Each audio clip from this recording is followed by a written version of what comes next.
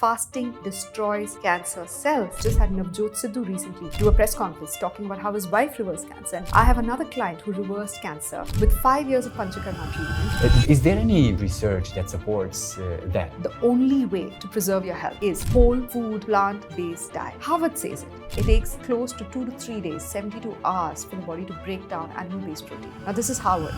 In 2020, we saw the biggest antibiotic-resistant surge in humanity. We could not kill the virus because we've been consuming antibiotics in our food on a daily basis. Oh, you think that was the reason? That was the reason. What are the negative impact on our gut?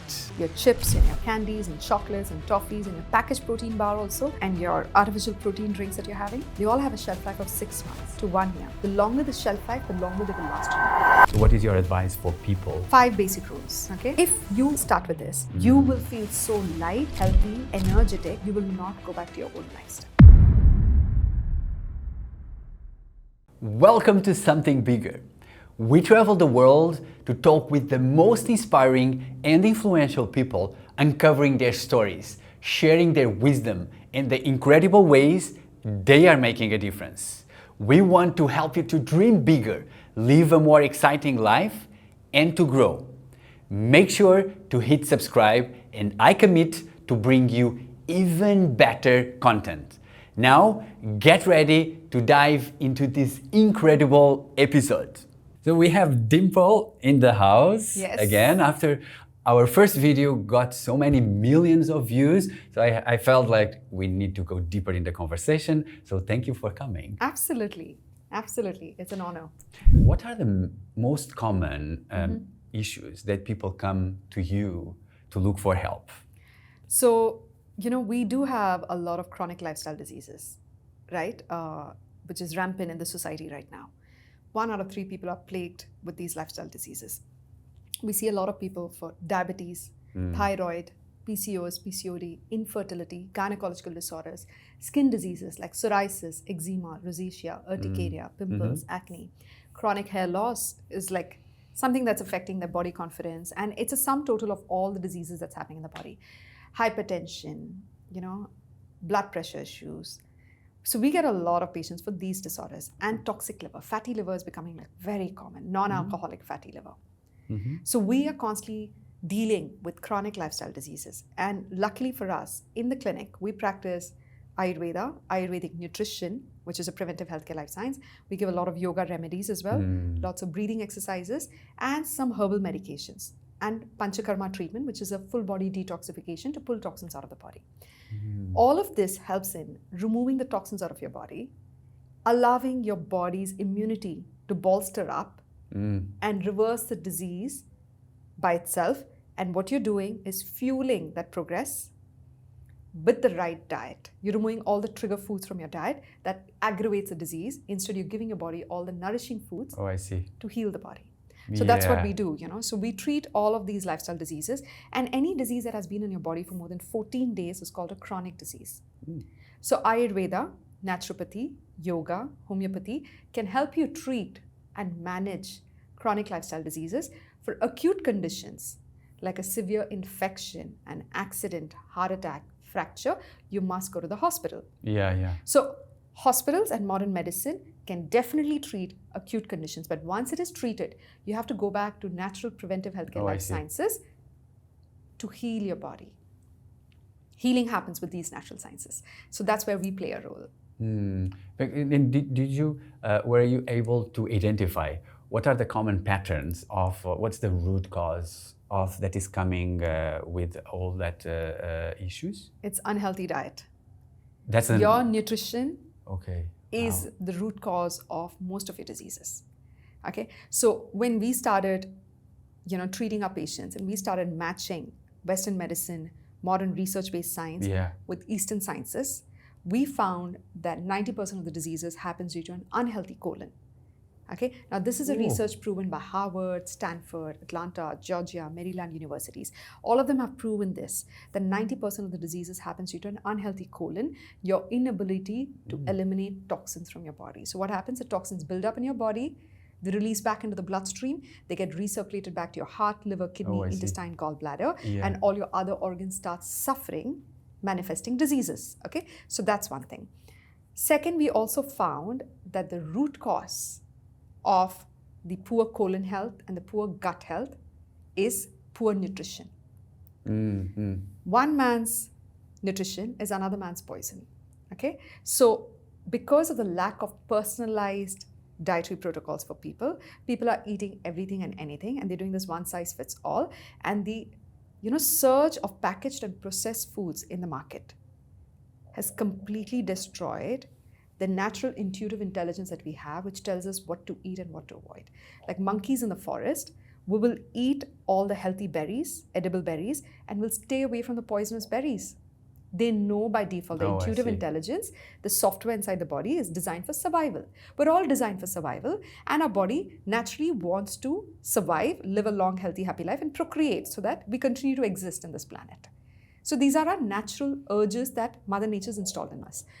But unfortunately, because of the processed packaged foods, the additives, the emulsifiers, the fillers, the coloring agents, and all of these poisonous industrial products that are being used to manufacture your snacks and edibles that they call, which are technically inedible, sold in the market. Like I see kids being given candies and toffees after a birthday party and given a cake, a big slice of cake, which is made of refined flour, sugar, unhealthy fat, coloring agents to make it colorful, to make a Barbie doll out of food products. You're literally giving them a plate of poison. Like I would be afraid to send my niece and nephews to birthday parties knowing that they're going to come back spoiled. Their gut is going to be ruined, and they're having the sugar addiction, just like how you see a drug addict respond to drugs and become restless and irritable when not receiving that drug. Children are becoming addicted to sugar and become restless, irritable, and snappy when they don't receive it on time. So processed packaged foods is the number one trigger for diseases in the body. Number one, get that out of your system.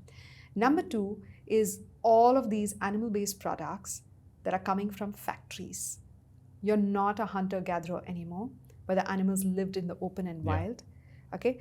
And when these animals are confined, tortured, injected with growth bovine hormones in cows to produce more milk, injected with antibiotics, tortured, separated from their kith and kin, they are releasing cortisol and diseases in their body. Animals get cancer, blood pressure, diabetes, mental health issues, thyroid, mania. They get all kinds of complex diseases. Where does the disease go when you consume the meat? Inside your body. Animal-based protein is probably one of the most abused forms of food in the industry. Okay? Harvard has this course called lifestyle medicine, and when I signed up for it, I was not expecting a lot. I thought it was going to be driven by Western medicine, but I was so impressed with what we were taught that the only way to preserve your health is whole food, plant-based diet. Okay. Harvard says it. Ayurveda says it. Yoga says it. Naturopathy says it. All sciences now, from East and West, are propagating whole food, plant-based diet. Whole food means farm to table. It has been grown in the farm with minimal amount of, industrial products like pesticides and insecticides. There are natural pesticides and insecticides now available made of neem. You have organic farming that is growing. The more your demand for the organic produce, the more they will be widely available and lesser the price. This organic food available, bring it straight to your kitchen and you cook a fresh meal out of it. Even if you're cooking one single porridge, you can have the same thing for breakfast, lunch, and dinner, mono dieting. You don't have to have a variety of cuisines every day. Okay, at least you're eating healthy. Stop bringing foods that have been rolled in a factory. If you look at the way your candies and toffees and chocolates are made, your biscuits and cookies and cereals are made, you'll be so disgusted by the process. They're made in a machine filled with buckets and buckets of industrial products and chemicals to keep it fresh on the shelf for days and weeks together. Whole food, farm to table. Plant-based, anything that comes from a plant is edible because we are technically similar to a cow, goat, and sheep in terms of our gut health and our digestive health. So if you look at a cow, goat, sheep, and human beings, we all have flat teeth. We don't have canines. If you look at a lion or a tiger, they have canines, sharp teeth that allows them to tear flesh. Okay, their body is more acidic. Our body is more alkaline. It prevents diseases for us. Plant-based food is alkaline, and we should stay alkaline to prevent cancer cells. Right? An alkaline diet prevents diseases. An acidic environment causes more diseases. What is alkaline diet? Alkaline diet is fresh fruits and fresh vegetables. Okay, Water is alkaline. Lemon is alkaline. Lemon water. Aloe vera is alkaline. Anything from earth is technically alkaline. Fresh fruits and vegetables. What is acidic? Red meat, processed meat, seafood. Dairy can also be a little bit acidic. Okay? And all your processed and packaged foods are acidic in nature. I see. Okay? Now, plant-based diet, whole food plant-based diet, which is recommended by Harvard, which is recommended by lifestyle medicine, is basically going back to earth and having a simple diet that is not overcooked, overprocessed, not packaged in a factory. Yeah. Simple dietary protocols. And I found that this was the main trigger and the root cause of diseases in human beings. Oh. So what you're saying is that the root cause is coming from food. Absolutely. So one is about the toxins that the food is bringing, but also the poor nutrition, which the poor nutrition comes from processed foods and from animal protein, right? So that's it. Is there any research that supports that? You know, recently there was a research which was published on PubMed that said consumption of beef increases the risk of colorectal cancer by 27%. Okay, there's a lot of individual research. There was another research paper by Harvard that said that animal-based diet, like meat and seafood, is difficult for the human body to digest. Okay, it takes close to 2 to 3 days, 72 hours for the body to break down animal-based protein. Now, this is Harvard that is saying it. Okay, there was a research paper on that. So there's a lot of research that has actually linked red meat, processed meat with an increased risk of cancer. Okay, Harvard says that it takes a lot of time for you to digest and break down animal-based protein, and they're also recommending plant-based diet for the same reason. That plant-based diet takes you closer to nature. Okay, there is dead food. There is live food. What is dead food? The processed and packaged food that comes out of factories has no nutrition in it. Zero nutrition.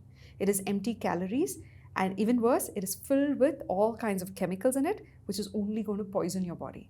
So this is a dead food. Not just dead, it's a poisonous dead food. Meat, seafood, eggs. Okay? Leave eggs out of the picture. Meat and seafood is again a dead food. The animal has been killed, and at the time of slaughter, the animal releases cortisol, which is a negative stress hormone, which gets released into that. Now, animals get cancer, blood pressure, diabetes, mental health issues. When you consume the meat, where does the disease go? It goes into your body. So these are called dead foods that are poisonous and that can trigger diseases in your body. And then you have live foods, foods that are filled with prana. Prana means source of life. Now, these live foods take sunlight and water and convert it into nutrients, vitamins and minerals that our body can digest, that are edible. There are nutrients, vitamins, minerals available in water abundantly, available in the soil abundantly. So these plants absorb sunlight and the nutrients from earth and the water and convert it into edible nutrients for the human body. Live food means it's full of life, source of life. So when you have harvested the food, the closer you eat to the harvest date, the more nutritious that food is. I see. Because once that vegetable and that fruit has been separated from the plant, it slowly starts dying and decomposing. The fact that it's decomposing means it's edible. Okay. Yeah. Okay. The fact that they're not decomposing easily, some of the foods like your packet chips and brownies and cakes and cookies, they have a shelf life for almost 6 months. Your burgers and French fries, they have a shelf life of 20 years, by the way. So there was an experiment where this woman put a burger and French fries from a very popular brand in a shoebox and revisited after 20 years with the same bill and receipt. The burger and French fry was completely unharmed. Even mold doesn't want to eat that burger and French fry, and you're consuming that food. These are dead foods. They will slowly poison you and disease you. These are live foods, plant-based foods, fruits, vegetables, legumes, lentils, nuts, seeds, pulses, beans, you know, your coconut milk and almond milk and all these essential oils that have come out in the market that you can use on your skin externally. These are live foods full of prana, source of life. And the vibrational frequency of these foods are very high, by the way. So I was researching on that. Fruits has the highest vibrational frequency. Okay. And they get digested very, very fast in the human body. Okay. They could go up to 500 MHz, right? Sorry, but just what is the frequency? Can you maybe tell us? So it's a vibrational frequency which objects emanate. Okay. The higher vibrational frequencies are healthier. Okay. The negative vibrational frequencies are unhealthy. They take from you. They don't give. Okay. So the foods that were above 0 had positive vibrational frequency. That was fruits, highest on the pyramid. Unfortunately, fruits has got a bad reputation recently because people are like, oh, sugar spike, sugar spike. But you get a sugar spike from everything you eat. True. You get a glucose spike from everything you eat. Your body converts everything into glucose. That's energy, that's fuel. So you can't be anti-glucose and anti-sugar spike. You are going to get it, but you have to be reasonable about where you're getting your sugar spike from. Are you getting it from processed packaged foods and simple carbs? Or are you getting it from complex carbs? Simple carbs is sugar that gets absorbed in your bloodstream very quickly and then spikes your sugar, causes your pancreas, to get stressed. Your liver is stressed, your gallbladder is stressed, every organ in your body is stressed. There's a sudden cortisol jump as well in your body, right? There's a sudden energy rush that you're getting and you think it's good, but it's not. Right? It's creating addiction. So fruits has a very high vibrational frequency. It gives energy. It uplifts your vibrational frequency. So, if you look at fruits, it has anywhere between 300 to 500 MHz vibrational frequency. Yeah. Love, gratitude is 540 MHz. Enlightenment is 700 MHz. So if I eat more fruits, I will be vibrating at the same emotional frequency of love, gratitude, enlightenment. I see. Fruits is at this. Then the other emotions that come below this would be like your passion and compassion and ambition and all of that. They're all still positive because they give you a sense of ego and existence. You have vegetables, which has lesser vibrational frequency than fruits. Yeah. Then you have grains, pulses, legumes, lentils, nuts, and seeds. Then you have fish. And then you have meat. Dairy. They have the lowest vibrational frequencies, which will feed your lowest emotional frequencies. Guilt, shame, envy, jealousy, hatred. Yeah. Competitiveness, right? Unhappiness, anxiety, stress. Negative foods feed negative emotions. Positive foods feed positive emotions. The vibrational frequency of foods and emotions and objects that we wear and carry and use throughout the day cannot be ignored. Tesla said in a very simple statement, if you want to understand the mysteries of this universe, think in terms of energy, frequency, and vibration. Everything is a vibration. Everything has a frequency. Everything is an energy. Yeah. So that's what is a deeper understanding of nutrition. Yeah. Consume foods that have high vibrational frequency. Okay. So no processed foods, have a plant-based diet, right? What are what are the negative impacts of what you just told us on our gut? Yeah. See, processed and packaged food. Let's begin with that. Yeah. Okay. Your chips and your candies and chocolates and toffees and your packaged protein bar also, and your artificial protein drinks that you're having, they all have a shelf life of 6 months to 1 year. The longer the shelf life, the longer they will last in your gut. As simple as that. Yeah. If it can last on the shelf for 6 months, it can very well last in your gut also for 6 months. Okay. Your body cannot break down preservatives.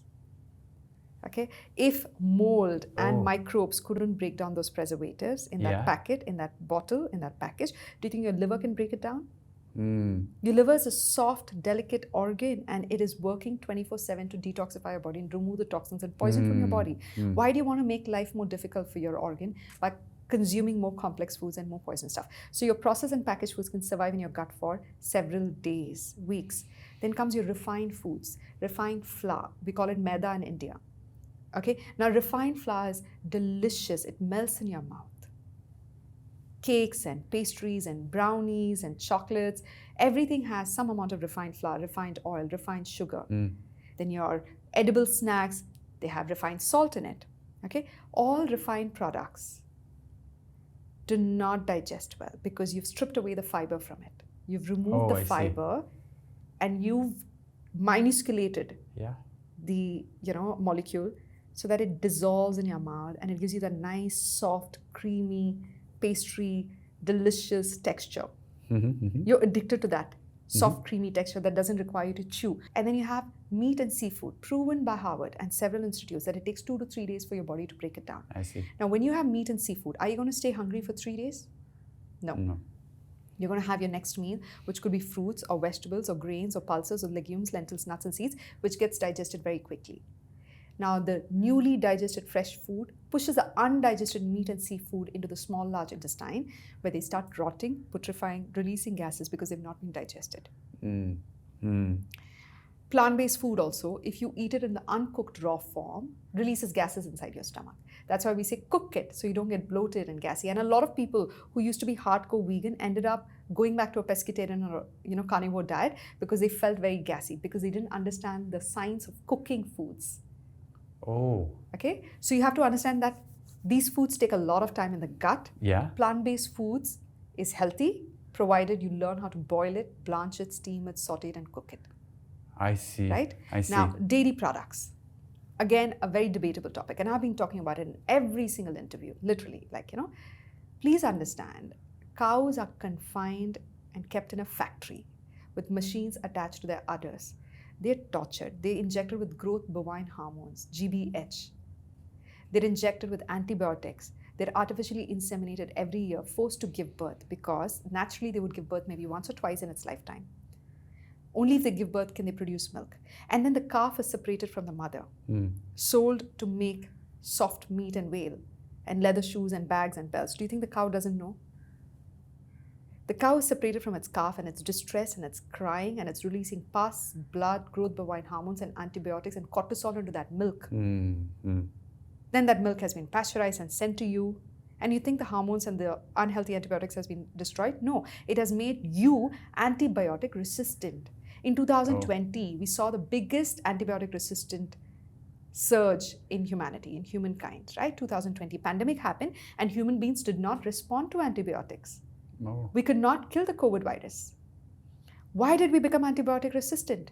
Because we've been consuming antibiotics in our food on a daily basis. Oh, you think that was the reason? That was the reason. Okay. In fact, lots of modern allopathy doctors are coming out and saying that this is the era of being antibiotic resistant. Antibiotics was created during the Industrial Revolution in the late 18th century, early 19th century. Right? It's barely a few tens of years old, okay? Antibiotics was created during the Industrial Revolution because he realized that when human beings were coming in large groups together to work, if one person was sick, they were spreading the virus to each other. One person had a cold, the entire set of factory workers would end up getting sick. And the risk of infectious diseases went up as the transportation system opened up because people could move easily and hence the virus was spreading even more faster. Yeah. Right? With flights now, the diseases were spreading from one country to another country even faster. That's why the first thing they did when COVID happened, they shut down all the airports. They said, no need to take the virus from this country to another country. Right? Yeah. So the spread of virus was rampant. That's when they discovered antibiotics. So it was a life-saving mechanism back then. Now Stanford says antibiotics is probably not the wisest thing to put in your mouth. Back in the day, to prevent early death from infectious diseases, they created antibiotics because they did not have the time to diagnose which bacteria was causing what harm inside of your body. There are trillions of bacteria. How are you going to sit and identify the pathogen? So they gave antibiotics to the workers in the factory, and that helped them kill all the good and bad bacteria and survive. But then they had to start again. Now your bacteria in your gut is like a rainforest. There are trillions of bacteria, thousands of varieties of bacteria in your gut. So a rainforest, can you sit and count the number of trees in it? Or the variety of trees and plants and animals and birds and species that live there? It's difficult. It's near impossible because you cannot even see most of the micro growth with your naked eye, right? So your gut is like a rainforest and you put in antibiotics. So there was a little forest fire, should have been contained. You should have extinguished it immediately. But now the forest fire spread everywhere. And now you're going to destroy the whole forest with an antibiotic because you don't know how to save. You don't know how to save that one part. So the entire rainforest has been razed to the ground. There's not a single tree, plant, animal, bird left. Do you think that's a forest? It's dead. So your gut bacteria is dead when you have antibiotics. Now you have to regrow that rainforest. It takes several months for you to regenerate your gut bacteria, and you may not have all variety and species of gut bacteria that you had before the antibiotics. So you might have had thousands of varieties, and now you'll have few hundred varieties of gut bacteria less, which means your intolerance towards certain foods will go up, like gluten, wheat, and dairy. Reason being, you are eating almonds. There are certain groups of bacteria in your gut that know how to digest almonds. They will digest the almond. There are certain other groups of bacteria that know how to break down gluten. They will break down gluten. There are certain other groups of bacteria that know how to break down dairy. Okay? Yeah. Now, because you had antibiotics, you destroyed your gut bacteria here. Oh. And you're regrowing that forest, that Yeah. rainforest, which was razed to the ground. Yeah. And now when you introduce foods, the bacteria that can digest almonds is not available. The bacteria that can digest peanuts is not available. The bacteria that can digest and break down gluten is not available. And hence, you're having intolerance towards these food groups. Your body then starts showing symptoms and reactions, allergies, bloating, gas, flatulence, constipation, indigestion, acidity, skin issues, to tell you that it hasn't been able to digest that food, and that food is now turning into metabolic waste inside your body. Wow. It is stuck between your stomach and small intestine. It hasn't got digested. It hasn't got absorbed and assimilated. And hence, it's not ready for elimination. It's not going to the colon for elimination. It is creating havoc and chaos here, that undigested food. It is reacting with the fresh foods you're eating and creating more metabolic waste. There's a chemical reaction happening. And now they are rupturing your gut lining, eating up the mucus wall and leaking into your bloodstream. And the body is now desperate to get rid of these toxins and metabolic waste. It rushes it towards the surface of the skin. It rushes them towards the surface of the skin, hoping to push it out through the pores in the form of sweat. But the toxins are too big and they create skin diseases and allergies. Right? So, antibiotics. Stanford has come forward and said this. I did a gut health and microbiome course with them, and they said antibiotics was a life-saving drug back in the day when we did not have an understanding of disease and nutrition. But now it is detrimental to your health, because every time you have a course of antibiotics, you're setting your health back by several months. And then you have to start again. But when you talk about antibiotics, for example, you're talking about what? You know, your antibiotic medicines that you're given when you have like a sudden fever, cold or cough, you're given a 5-day course of antibiotics. That antibiotic, yeah. Okay, you're also given steroids to speed up your body's response mechanism. Steroids comes with its own side effects. It causes massive inflammation in the body in the long run. It causes you to gain weight suddenly. Your digestion goes for a toss. Your metabolism drops. Your immunity also becomes weak. And I've always heard people saying, I was on steroids and hence I've put on 10 kgs and I can't lose it anymore. Right? Antibiotics, you've seen enough people say that, I was on a course of antibiotics. Why are you still looking sick then? The course is over, but I'm still recovering from the effect of the antibiotic. Okay. Then you have to take another set of medicines to recover from that bad medicine.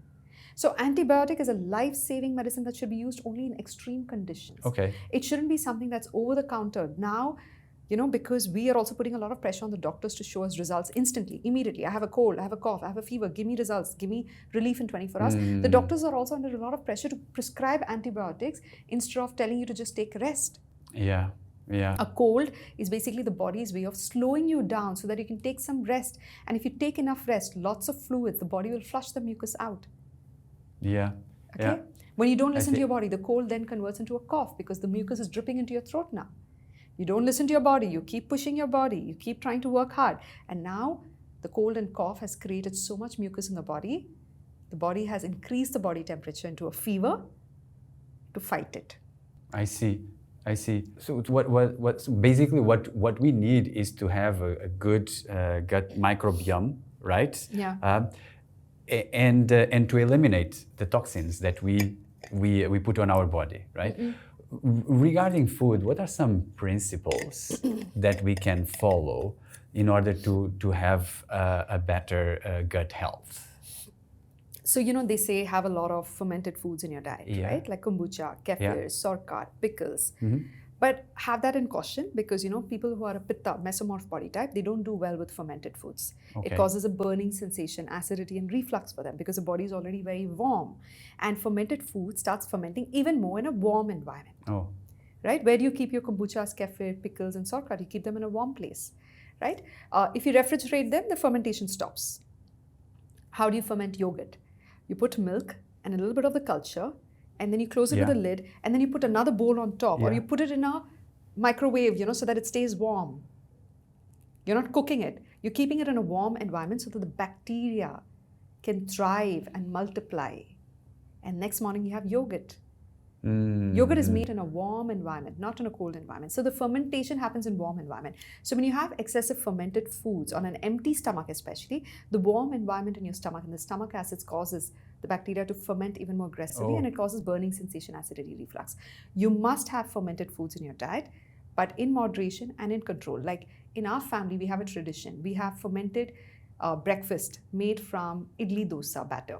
That's fermented overnight. Yeah. So, you have rice and maybe a little bit of fenugreek, or maybe, flattened puffed rice and some little bit of urad dal, which is a lentil.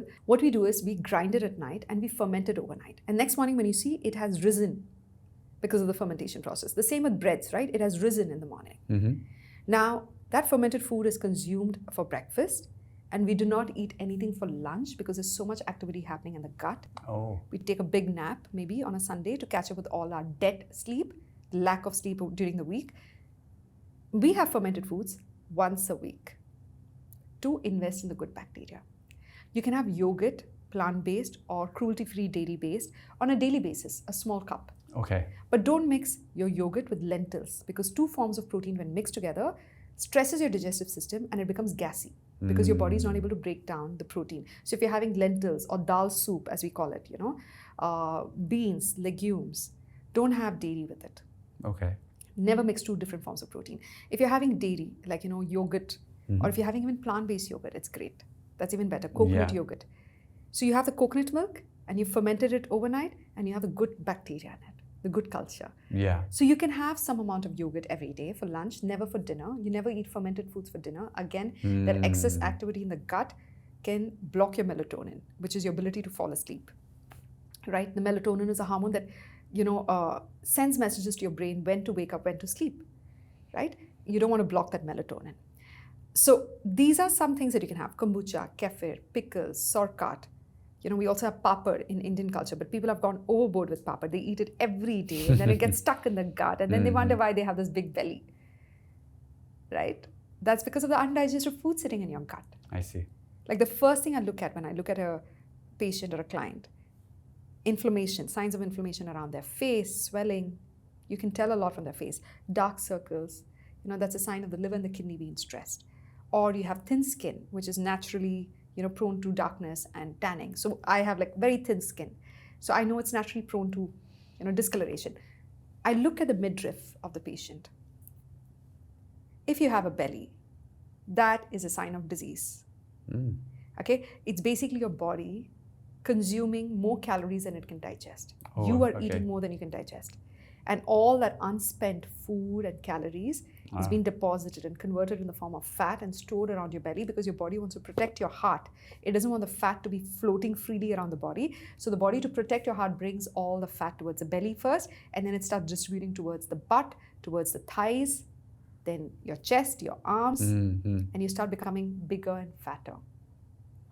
Your body's defense mechanism is to save you, save your heart. Yeah. Right? So the midriff is a sign that you're eating more calories than you can digest, or you have undigested food rotting, putrefying, releasing gases in your gut. And I find this a lot, even in the Indian subcontinent. Despite, majority of the population being vegetarians and vegans, they have excess refined foods in their diet, like pav bhaji, bread sandwich, noodles on the roadside. They're constantly eating all of these rolls and, everything made from refined flour that is stuck in your gut for days together. And then you're eating excessive fermented foods like breads every single day. You're not supposed to eat bread every single day. You can have a sourdough bread maybe once a week, one slice. You don't have to overdo it. But when you eat it every day, fermented foods, especially made from refined flour, they're all rotting, putrefying, releasing gases in the gut. And human beings have 10 to 15 pounds of backed up waste, poop, stuck in their body. Imagine you walk around with your poop sample in your purse. You had to go give it to the laboratory for some testing. You'd feel disgusted. Are you going to do a couple of meetings and then go to the lab to give your poop sample? No, you'd be like, I need to give away my poop sample right away, stool test, and then I will carry on with the rest of the day. I'll wash my hands 10 times. You don't want to walk around with that stool test, poop sample in your purse all day. You're walking around with 10 to 15 pounds of backed up waste in your gut every single day. That's my first sign of disease. Backed up waste. And the first thing we do in the clinic is treat the gut, treat the digestive health. If you can digest your food, absorb and assimilate the nutrients, eliminate the waste on a daily basis, there's no room for diseases. Then your body has all the energy and vitality. Your liver has the ability to detoxify and flush out heavy metals, toxins, and poisons on a daily basis. Your immune system has the time and energy to fight the disease cells. Our body is fighting cancer cells on a daily basis. But you have to give the body the time to fight diseases. If you're eating complex foods daily, 7-course meal, 8-course meal, 9-course meals, it's getting fancier and fancier. Three meals a day, 4 meals a day, break it down into 5 meals a day. You're eating non-stop. Where's the time for the body to repair and restore the organs back to good health? Your eating window should never be more than 8 hours a day. 16 hours should be dedicated to giving your gut, this machine, complete rest. Okay, so then that's where it comes fasting, right? Yeah. So fasting, I mean, we in our channel, we have a lot of questions around the fasting, and now that's what you're saying, like the importance of fasting. I believe that fasting is very important. So very powerful. What are ways people can fast in a way that helps to with their gut health? See, the first thing you can start with, if you're not used to fasting, intermittent fasting. Now, intermittent fasting has been misunderstood, and there's a lot of malpractices around it, because people have started having big lunch, a big dinner late in the night, and then they start the intermittent fasting at 12 in the night, and they go on the whole day, next day, not eating food. That's wrong. Okay. Remember, intermittent fasting should mimic the cycle of the sun. Rise with the sun, set with the sun. When the sun rises, your metabolic fire and the digestive enzymes in your body starts getting produced. Your body, just like plants, responds to the sun's rays. It responds to the moon. We are diurnal beings. We respond to elements in nature. The elements in nature tells our body when to produce digestive enzymes, when to produce the metabolic fire. Right? So in the morning, when the sun starts rising, your digestive fire also starts rising. Okay. The digestive enzymes are getting produced in the body. The stomach acids are being produced. The organs are producing bile and other digestive fluids. You have a small breakfast if you're hungry. Okay? If you're not hungry, you can just have some fruits, a vegetable juice, and some nuts. Now, ideally, we don't have fruits and vegetables together. So the trick is to start your day with 200 ml of warm water. And after 10-15 minutes, you can have a vegetable juice made from safe vegetables, that have an outer layer, like carrot, beetroot, ash guard, banana stem, tender coconut water. And you can have celery and cilantro if it is washed and cleaned really well. Cucumber. We do not have spinach and kale in the juice because it's rich in oxalates, which can trigger kidney stones in the body. Okay. So you have a vegetable juice. Then, after some time, when you have the urge to go to the washroom because you've had so much liquid, that cleanses the body. Remember, celery and cilantro can remove heavy metals out of your body. So you have to give it time. If you've had a glass of celery juice, cucumber juice. Cucumber has cucumber seeds, which helps in cleansing the parasites out of your stomach. Pumpkin seeds, papaya seeds, paralyzes the parasites in your stomach, in your intestines, in your colon, and flushes them out. So when you've had a vegetable juice, give your body at least 30 minutes to work around it. The juice goes tumbling down the intestines, cleansing everything, removing all the plaque and the mucus and the unhealthy bacteria and the undigested food, heavy metals, toxins, and flushes it down. You have 28 feet long large intestine and small intestine put together. So let that juice come down and you'll feel an urge to go to the washroom again after having water and that green vegetable juice. That's the other remaining waste that was not easy for your body to scrape out. Your body doesn't have a scraping mechanism, so you need to help it. So you can have the juice without the fiber and pulp. You'll go to the washroom again and you'll feel clean, you will feel refreshed, you will feel energetic and more productive that day. And after that, you eat a bowl of fruits and some nuts. In the morning. Yeah. For some reason, you have constipation. You have warm water with ghee, 1 teaspoon clarified butter, then a vegetable juice, then wait for some time, then have fruits, nuts. You will have your bubble moment by then. Okay. Do not eat solid food until you've eliminated the previous day's waste. That's a simple trick. And that helps to clean the body, what you just said. Okay. It cleans the colon, the intestines, the gut in an entirety. And once you've taken the garbage out of the kitchen, that's when you make the first meal of the day. So your first meal ideally should be lunch. Okay, breakfast is not important, but if you're someone who gets very hungry because you did a workout in the morning, then you can have a small bowl of porridge made from millets or whole grains. Okay, just boiled porridge with some salt and turmeric. That's it, you're not overdoing the cooking process then. And then lunch can be around 12 o'clock. The sun is at the peak at 12 in the afternoon. It's rightly above your head. directly above the head. Your metabolic fire is this big. It was only this much in the morning. Now it's this big. In the afternoon is when you have the biggest meal of the day. You can have your carbs and your proteins and your vegetables. You can have everything. So, I usually recommend to clients to start lunch with a big bowl of boiled vegetables first. So you get your fiber in. Fiber is a vehicle. So you need to get the motor started. Okay. Fiber is what takes the food down. Yeah. It adds volume to your waist, right? So you get the fiber in first. And then you can have, a bowl of soup if you still want to. Otherwise, you go straight to maybe 2 pieces of, roti or bread made from whole grains, some vegetables again, and a bowl of soup made from lentils. Okay. So you get your protein, but in a well-cooked form. Lentils, beans, pulses, legumes. When it's in a well-cooked form, in a watery form, your body can absorb it faster and it doesn't cause bloating and gas. So you have your lentil soup or your dal, some vegetables, and 2 rotis or bread, which is whole grain, organic. And then you finish it off with a probiotic. Some good bacteria. You can get it from buttermilk. You can get it from coconut milk. Oh. You can just take coconut milk, add some cumin powder, pink salt, grated cucumber. It tastes like buttermilk. That has good probiotics, good bacteria in it. Right after lunch. Right after lunch. Okay. That's semi-solid, Yeah. right? You can also have a little kombucha or a kefir if you're able to withstand it, or a sauerkraut, which is like, fermented vegetables, pickles. A dollop of pickle with your meal as well. Good bacteria is in, but you don't overdo it. A small portion, remember. Pickles, only this much. Yeah. Kombucha, kefir, sauerkraut, this much is enough. Yeah. You don't need to overdo it. Like, you don't need to have a whole bottle of it, right? And then 4 o'clock in the evening, if you have hunger pangs for some reason, don't reach out for packaged processed foods. Keep some snacks, edibles on your table, in your office, like lotus seeds, which is called fox nuts. You can have homemade granola bars, which is dry fruits just blended with dates, and then you just roll it into a granola bar. You can add oats to it. You can add quinoa to it and make it like a more crunchy, filling granola bar, okay? You can have sesame seeds rolled in jaggery. You can have peanuts rolled in jaggery if it is fresh. You can have chickpeas, roasted chana that we call it. That's also great. It's a great snack. You can have puffed rice, okay? You can have these easy meals. You can even have avocado on 1 slice of sourdough bread made fresh in the morning, not kept overnight. I don't like overnight foods because they become tamasic in nature. And then dinner.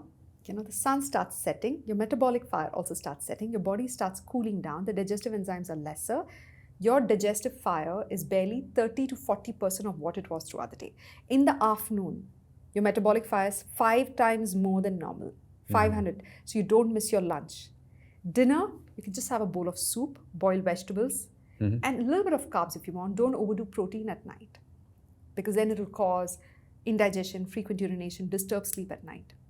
So you have a bowl of soup, some boiled vegetables, and a little bit of carb, very little protein. Finish your meal 3 hours before bedtime.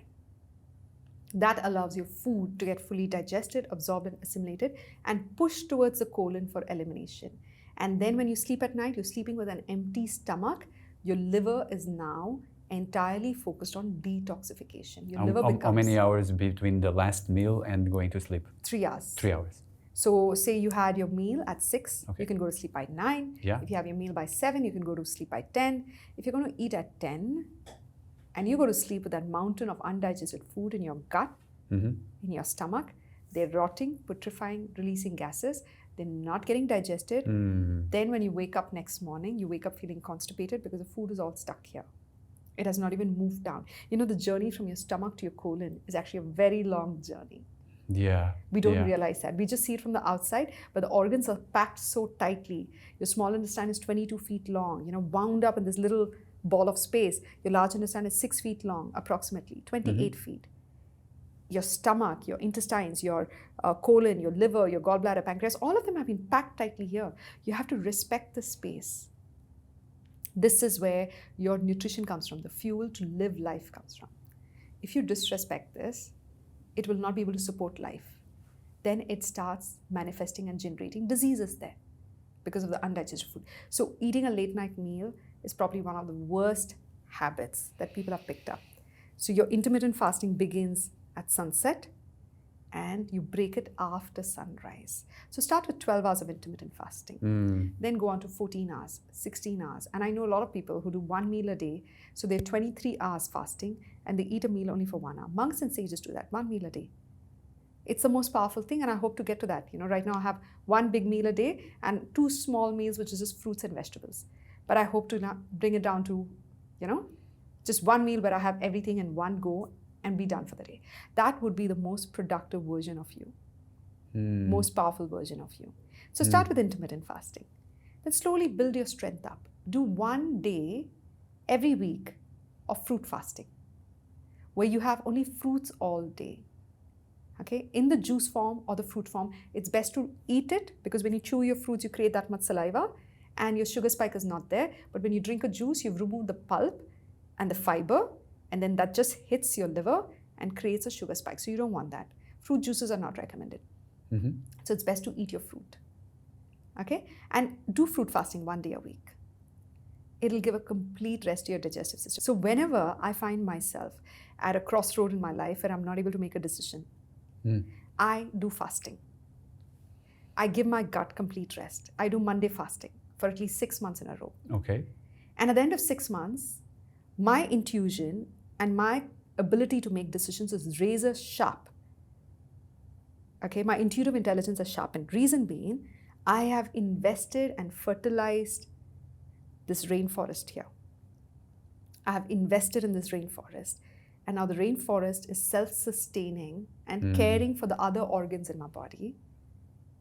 And now my intuition, which comes from the gut, has become available for me to listen to. But we have a lot of processed, packaged junk foods, undigested food, dead foods like meat and seafood and everything built up here. Your intuition is not as sharp. Intuition is the sharpest when you're on an empty stomach. That's why some of the world's best thinkers, writers, scientists would not eat a meal just before their big conference or the big exam or the big project that they're doing. If they're writing something, they will have simple meals like porridge and soups and fruits and boiled vegetables. Right? If they are, about to make a big invention or a discovery, they could go days without having food. They would not even feel the hunger for it. They would just be on water. Monks and sages, Jain monks can thrive on just water for up to 360, 400 days. They have a record of going for 400, 600 days on just water. My sister-in-law recently did a 30-day fast. 30 days, only water. No fruits, no vegetables, no teas, no coffees, no meal at all. And the water was consumed only between sunrise and sunset. No water after sunset. So at night, her kidneys got complete rest. Yeah. During the day, her entire gut and digestive health got complete rest, and they went on to autophagy. What is that? When you deprive your body of fresh food and meals, your body turns inwards and your healthy cells start targeting the unhealthy cells and consuming them for protein. Oh, like cleaning. It cleans. It cleans and uses all the unhealthy cells as a source of protein. Yeah. So, they say if you do 72-hour fasting, your body's immune system is reborn because it completely gets destroyed and a new immune system is born, which is stronger, healthier than the previous one. 72-hour fasting kickstarts the destruction of unhealthy cells. If you do 8 days of fasting, the cancer cells start getting destroyed in your body. Even today, there's so much research, so much stories, true stories of people who reversed cancer and serious diseases by going on intermittent fasting and fasting, going off sugar, going off carbs, going on natural foods. We just had Navjot Sidhu recently do a press conference talking about how his wife reversed cancer. And she's not the only one. I've seen so many stories. My childhood friend reversed cancer using just nutrition, where chemotherapy failed. I have another client who reversed cancer with 5 years of Panchakarma treatment, and she has not gone back to having cancer in her body. Where chemotherapy failed, this helped her. Of course it is possible, but you need a lot of discipline in your mind. You need a lot of discipline in your lifestyle and diet. You can't be eating all the junk and the processed and packaged foods and expect Ayurveda, naturopathy and yoga to show results. That is not how it works. Stop consuming waste and garbage and junk in the first place. Go on a disciplined diet, go on fasting. Fasting destroys cancer cells. It is a proven research. In fact, this particular scientist from Japan got a Nobel Prize for it, for autophagy, talking about how the body destroys cancer cells when you go on a fasting. It is probably the most powerful thing human beings can do to reverse their diseases. Wow. Start with baby steps. Intermittent fasting, then fruit fasting, then water fasting for 24 hours. I know a lot of clients from California, in fact, western, parts of the far west, who said that they were on a fast for almost 3 to 4 days before coming for a consult to see what is wrong with their body. And I was impressed with what they did with their body. 72 hours fasting has become very common nowadays. But do it slowly. Don't become, like I said, over obsessed with these trends and ideas. Okay. It's not a trend. It's something that has survived thousands of years, the concept of fasting, okay? So you need to initiate it slowly and get accustomed to it. Don't go head on and end up triggering migraines and headaches and acidity and reflux and gurgling sensation, irritability. Don't end up in that direction. Go baby steps. Intermittent fasting, fruit fasting, water fasting. Dry fasting is also amazing. There's also salt-free fasting that we do in Jainism, where you consume meals made without salt, without spices. You know what that does? It removes all water retention from your body and inflammation from your body. Because salt holds 10 times more moisture than its size. Okay. So when you have a lot of salty foods, it holds that much water in your body. It leads to water retention. It leads to also inflammation in the long run. So going on a salt-free fasting for a day helps you cleanse all of that. It's difficult, but it's not impossible. I see. So even what I like is what you say is like you start reducing the window that you have food, right? But you said like you started by saying that start with a juice, right? Vegetable and fruit juice that will clean. Yeah. And over a period of time, do you think it's beneficial for people to continue that fruit juice and also the lunch and dinner? Absolutely. Or to continue, but to reduce the window, right? Yes. So you eat your fruit. Yes. Don't juice it. Yeah. You have a fruit juice only if you're very dehydrated and feeling weak and emaciated. Yeah. Someone's hospitalized, then we give them fruit juice to give them a sudden burst of energy, to improve their health faster so that they can absorb the nutrients even faster without having to chew. Right? So fruit juice is something I don't recommend unless you're dehydrated. Yeah. Okay? Eat your fruit. Have a vegetable juice from the safe list. Yeah. Eat your nuts. Yeah. Okay? Make sure you pre-soak them overnight to get rid of all kinds of defense mechanisms that the nut has, so you don't get allergies from it. Okay? And then, remember, plants want to kill you. They don't want to be eaten. So they have a defense mechanism. So when you pre-soak them, when you boil them, blanch them, you're releasing the defense mechanism, the gases and the phytochemicals into the water. The phytic acid, the uric acid that comes in lentils, which otherwise causes gout. Right? So you pre-soak, boil, blanch all your foods. Lightly cook your foods. Don't overcook it. And then your lunch, have one big meal, a little probiotic with it. Yeah. And then if you crave a snack in the evening, make sure it's a fruit or lotus seeds or granola bars. Have your fruits before sunset. And dinner, small meal. If you start with this, I promise you it will become your lifestyle. You will feel so light, healthy, energetic. You will not go back to your old lifestyle. Maybe you can share one story of transformation so that we can understand the process better. Tell us what was the situation at the beginning, what was the transformation and the results. I will in fact share 3 stories with you. Whoa. Because they're fresh in my mind right now and it just recently happened, some of them. So this student of mine, Stina, came recently from Mauritius to visit, and her story, how she transformed her son's health, was amazing. She came to me for a consult about 2-3 years ago, and I forgot about it. Like, I did a consult for a son for thyroid, and I gave them a whole food plant-based diet. I removed all kinds of animal-based protein, processed packaged foods, and to explain to a 13-year-old boy, it requires a lot of passion and effort. You have to talk to the child directly. So I did the consult with the child directly, and I said, listen, this is what happens when you eat chips. It releases a chemical called acrylamide potato when deep fried. That is carcinogenic in nature. Okay, this is what happens when you have your energy drinks and aerated drinks. Okay, I use them to clean my toilets, and now you're putting it in your stomach. Wow. Once I put that image in his head, he's never going to go back to eating chips and aerated drinks, right? And then I explained the diet to him, and the whole family supported his recovery, and the whole family started eating a whole food plant-based diet. Some of them are pescatarians.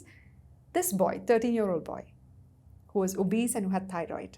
A year later, Stina tells me in class that her son reversed thyroid. Wow. And for the first time in his life, his BMI was normal. And he was able to play football and sports. The family made a radical decision, packed their bags, left London, and moved to Mauritius for a more healthy, peaceful life. That's one. Second story, the senior citizen. her daughter came to me with very severe skin issue. It was so bad. It was like dry, scaly. It was so dry and scaly. Like, you think you're touching some kind of a horrible fabric, not a human skin. And she always kept her arms covered. And I was shocked when I saw her skin. I was like, why haven't you treated it? She's like, I've had this all my lifetime, so I didn't think it was treatable. So we treated her. And for the first time in her life, she shows up in my clinic wearing a short dress and sleeveless. She said she's never worn sleeveless until then. Wow. Because she was so afraid to show her skin. Her skin revamped. And then she sends her mother. Her mother was going through chronic depression, clinical depression at a point in time. And the root cause was irritable bowel syndrome. It was so badly inflamed that she had to go to the bathroom 10 to 12 times per hour. Per hour? Wow. Per hour. She couldn't cross the road without soiling her trousers. Wow. It was so bad. She slipped into depression. She didn't leave home for 2 years. And when she came, she was a senior lady. And she started crying and sobbing and touching the feet. And I had to give her a hug, like, stop. We will fix it. And believe me, the testimonial is there on my website. We don't do fancy video shoots with our patients. But this lady, 2 weeks later, of just doing the whole food plant-based diet, where I taught her the science of food combining, which combinations of foods are toxic, that trigger your IBS, which combinations of foods are safe. That's my area of specialty. In 2 weeks, she flew to Dubai and rang the doorbell of a children's home, her daughters, to surprise them. A woman who couldn't cross the street flew to Dubai without one incident of IBS and surprised her daughters. Her life turned around. And even to this date, when she says, you saved my life. And I was like, no, it's not us. It's you who decided to listen. Yeah. And recently I had another case. These parents came to the clinic with their son. And they were very excited and talking very loudly. And I was like, what's going on? Why are they so loud? So I just told my manager, tell them to, soften up a bit. And then they come to my cabin and they become even more excited and like happy and loud. And I was like, what happened? What happened? Tell me the backstory. Like, what's going on? They said, we're so happy to see you. I was like, why? What happened? They said, 6 months ago, when they went to their son's graduation, they found that he had HbA1c 12.2. What is that? Triggered diabetes type 2. Okay. Yeah. He lost his hair and he triggered diabetes type 2. He became so sick and diseased. His parents got a shock. They packed up bags. They left everything, the apartment, the money, everything. They lost a lot of money and they moved him to India. She went through all my videos on social media, took notes and changed his diet. And she brought him to a whole food plant-based diet, minimal cooking, as raw, close to raw food as possible. And she came to the clinic saying her son has come down to 6.2 HbA1c from 12.2. From diabetes type 2, he became normal and healthy. And she came to the clinic and I said, why have you come to the clinic now if he's already healthy? She said, just the finishing touch. I wanted to work hard on him and prepare him to bring him to you. Wow. And I said, oh, that's a great story. Can I share the story? She said, yeah, but don't mention his name and our family's name because, he's of marriageable age. And I said, I totally understand. And we didn't put up that video. But she said, her daughter wants to meet me and she's coming down from London next month and please make sure you're there in person. I said, okay. You said, you have to hear my daughter's story. Her daughter comes. And I knew the story beforehand, what was going to happen. And she said, we recorded the video and we're putting it up on social media soon. She lost 17 kgs, reversed her thyroid, reversed her PCOD in 6 months by just watching the videos on my social media page, taking notes and practicing it. Her mother went through everything on the social media page and she filtered the videos that is relevant for her daughter, videos that are relevant for her son, and she would send the videos to her daughter saying, don't watch everything, just watch this, and she made notes. Wow. See the amount of effort the mother put. Yeah. And this girl dropped 17 kgs, not a consult, not a treatment, just by reversing her diet, whole food plant-based diet. And she came to the clinic saying, I fully recovered. I said, what do you want from me now? She said, I just want a finishing touch. Can you, help me get better skin and hair and make sure I seal it and get off my thyroid medicine because her TSH level has come to less than normal. So she doesn't need medicine anymore.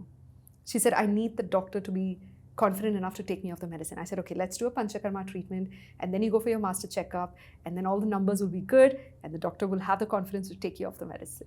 Wow. These are some of the stories. Crazy. And when I hear these stories on a daily basis, it makes my heart so warm. In fact, just before coming to the podcast, I was waiting for the lift and this woman recognized me and she said, Prana by Dimple? I said, yes. And she said, I watch all your videos and my mother has cancer and your videos have really helped and heal her body. And she's seeing a visible difference. When I hear these stories, it bolsters my faith in the decision we made 7 years ago, in the decision we made 2-3 years ago to start releasing all the content for free, all the health advice for free. It bolsters my faith in our decision and in humanity at large. Wow. So these are some of the stories, which makes me keep going. Yeah, they're really, really impressive. Yeah. You touch upon IBS, which today a lot of people is very, very common. So what is your advice for people who are going through IBS? 5 basic rules, okay? Number 1, don't heat honey. Honey turns toxic when you heat it. It releases a chemical called hydroxymethylfurfural. And pasteurized heated honey, when given to honeybees, caused 100% mortality rate. Yeah. This is something I've said it time and again, and I don't get tired of repeating it, because you are saving a life by preventing heated honey from entering their diet. When you have heated honey, the hydroxymethylfurfural, the chemical, starts building up in the body, the toxin, and it starts blocking your channels. It doesn't trigger a disease the same day you had heated honey. Over the years, you're triggering a massive disease. So number 1, don't heat honey. Don't put it in your teas and your coffees and your cookies and cakes. And lots of people are baking cookies and cakes with honey instead. They think it's healthier than sugar. It is worse than sugar. Okay. Don't heat honey. Is medicine. Yeah. Honey's chemical property changes when you heat it. Never heat it. It should be eaten raw. And when you ferment it, when you let the honey sit in a glass jar away from direct sunlight, let it sit. After a year or 2, the bacteria starts multiplying and it becomes even more healthier. So it has a natural fermentation process. You do not keep it in the fridge, nor do you keep it in the sun, because it has been separated from the honeycomb now. Yeah. It doesn't have that protective layer. Honey is medicine, not food. It's available in limited quantity in nature. The authentic, original, raw honey that has not been fed antibiotics that they do in bee farming. Save that for the children, because it helps in treating bronchial diseases like asthma, hay fever, lung congestion, wheezing, sneezing, cold, cough, sinus. Human beings like us, adults like us, don't need honey. That's rule number 1. Rule number 2, eat fruit alone or leave it alone. Don't mix your fruits with dairy products. It turns toxic, because fruit has active fruit acids like oxalic acid, malic acid, fumaric acid, citric acid, ascorbic acid, which is same as vitamin C. All of these acids starts reacting with a protein found in dairy. Okay, it starts curdling and creates an undigested metabolic waste, which triggers skin diseases in the long run. A strawberry milkshake will not give you skin disease today. It might give you a little bit of bloating, and you might start noticing something's wrong. Over the years, it will trigger skin diseases, because all that undigested metabolic waste and that chemical reaction between fruit and dairy, casein, has started leaking into the bloodstream, and the blood has become toxic. Okay, so eat fruit alone or leave it alone. Fruits do not, do well with vegetables either, because fruits have a lesser digestive, need. They get digested within 1 hour in the stomach, 1 hour in the small intestine, 1 hour in the large intestine. Vegetables require 2 hours each in the stomach, small and large intestine. Which is double, So don't mix fruits with vegetables. You're having a bowl of vegetable salad, don't decorate it with fruits on top. It fails the purpose. Eat one at a time. Fruits have active fruit enzymes. Vegetables have a lot of fiber and different kinds of enzymes and bacteria, right? Fruit have fruit acids. Vegetables don't have acids in it. So they are different. Separate them. Don't mix fruits with your grains, pulses, legumes, lentils, nuts, and seeds. Nuts can be. Don't mix it with your grains, pulses, legumes. Okay? Especially like, having an oatmeal and then decorating with fruit on top. It looks great for social media and Instagram, but it's making a sluggish digestive system. Okay, I see. The fruit gets digested quickly and pushes the undigested oatmeal into your small intestine, leading to bloating, gas, and flatulence. Or the undigested oatmeal keeps the digested fruit longer than needed in the stomach. And now the fruit is reacting excessively with the stomach acids fermenting. Like grapes ferment, the fruit is fermenting in your gut because it's sitting there longer than needed, creating acidity, burning sensation.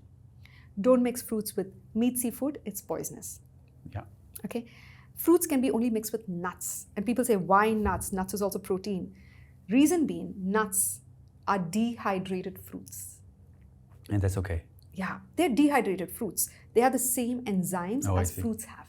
They're from the same family. It's just that fruits have a lot of moisture, a fresh fig and a dried fig. They're the same. This is a dried, dehydrated fig. There's no moisture in it. This has moisture in it, that's all. So fruits and nuts can be mixed together. It slows down the sugar absorption from fruits and prevents the sugar spike if you're worried about it. If you're pre-diabetic, right? Otherwise, you can have fruits by themselves. Rule number 3 for IBS. Vegetables, don't eat them raw. No raw salads. Boil it, blanch it, steam it, saute it. Cook all your vegetables lightly. Don't overcook it. You don't need cooking oil. You can just boil your vegetables and make a gravy in a blender with some tomato and coconut and cashew, and put the gravy on top of the boiled vegetables and cook it again with some salt, some coriander powder, and some turmeric. You don't need red chili powder. You don't need oil for a tadka. It creates oxidative stress in your body. Just boiled vegetables is the best way to consume vegetables. They don't release gases in your body, and the fiber doesn't irritate your gut because they have been softened and cooked and, mellowed down. So they don't scratch or irritate your gut lining and cause you to run to the bathroom. Okay. Number 4, grains, pulses, legumes, lentils, nuts, seeds. They have a long natural shelf life. Nuts and seeds can survive on the shelf for 6 months, 1 year. So that means they're going to be difficult for the body to break it down to. They have a natural defense mechanism which prevents insects and pests from eating them up, which prevents mold from eating it. That natural defense mechanism is not edible. So what do? You soak your legumes, rice, lentils, beans, pulses for at least 2 to 3 hours so that the defense mechanism, the phytochemicals, the phytic acid, the uric acids are all released into the water. Because that grain and pulse has been tricked into believing that they're going to now germinate. Oh, I see. So then they release all of it to become a plant. Yeah. But you're not waiting for them to, sprout. Yeah. Then you cook it well and you eat it. Okay, with some vegetables, fiber to take the lentils down. And the 5th rule is 95% plant slant. That's the secret of longevity from Japan and from the blue zones around the world. 95% plant slant. Make sure 95% of your diet is fruits, vegetables, grains, legumes, lentils, nuts, seeds. Stay away from animal-based products as much as possible. A, they have a right to live from a humanitarian perspective. Okay, animal rights and everything. 2, you have a right to live. Don't consume the diseases that the animal has inside the body. Yeah. And this farming, this animal farming that's happening around the world, it's destroying the environment. So not consuming animal-based foods is good for the animal, good for your gut health, and good for the environment. Yeah. So 95% plant slant. If you follow these 5 rules and do an intermittent fasting and separate your meals, don't mix the food groups, you will reverse your IBS at home. Inflammatory bowel syndrome or IBD, inflammatory bowel disorder, happens because your bowels are stressed from all that metabolic waste from the foods you've eaten. So stop giving it metabolic waste. Okay. Simple rule. Very good. Okay, we're coming to the end. Yes. And just one last question. Whoever is watching us, what is the smallest thing that they can do that can have the biggest impact on their gut health if they want to start? Okay, to sum up everything that we spoke, intermittent fasting, whole food, plant-based diet, and express gratitude when you eat food. Nice. That food becomes even more nourishing for you because you're changing the vibrational frequency of what is entering your body. Gratitude can turn your world around, can turn your life and health around, and can improve and sweeten your relationships. And it's the best thing you can do for your family. Wow. If you love yourself and love your family, live in peace with nature, not in conflict with nature. Nature created you. Nature can destroy you. Live in peace with nature. Respect nature. Express gratitude. Have a plant slant, whole food, plant-based diet, and you live the longest, healthiest, happiest life that you are destined to. So nice. I think what I enjoy is that I think you talk a lot about prevention, but it is also important to understand there's, even when someone has like a condition, it's also possible to reverse through food and also through the habits that the person has, right? Absolutely. Very good. All right. I'm so happy. I'm so happy that we could have this conversation. Same here. We went deeper in some of the topics that I really wanted. So I'm very happy that you came, and thank you for coming.